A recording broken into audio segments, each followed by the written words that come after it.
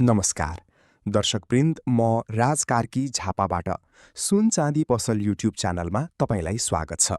आजको ताजा सुन चाँदी दरभाउ लिएर उपस्थित भएको छु।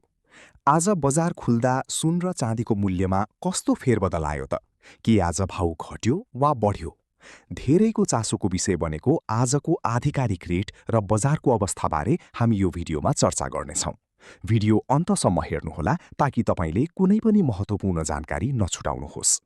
यदि तपाईँ गहना बनाउने वा लगानी गर्ने सोचमा हुनुहुन्छ भने यो भिडियो तपाईको लागि निकै फलदायी हुनेछ।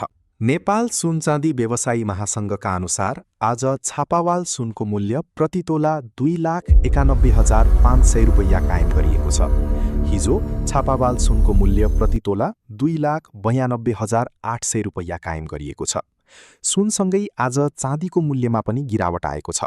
आज चाँदी प्रति तोला 5,060 रुपैयाँमा कारोबार भइरहेको छ। हिजो 5,150 रुपैयाँमा कारोबार भएको चाँदीमा आज एकै दिन 90 रुपैयाँको कमी देखिएको छ। सुनको भाउ अझै घट्ला कि फेरि बढ्ला? आफ्नो विचार कमेन्टमा पक्कै लेख्नुहोला।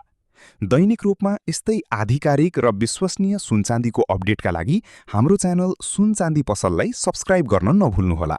भिडियो मन परे लाइक र शेयर गरिदिनुहोला। भोलि फेरि नयाँ अपडेटका साथ भेट्नेछौँ। धन्यवाद।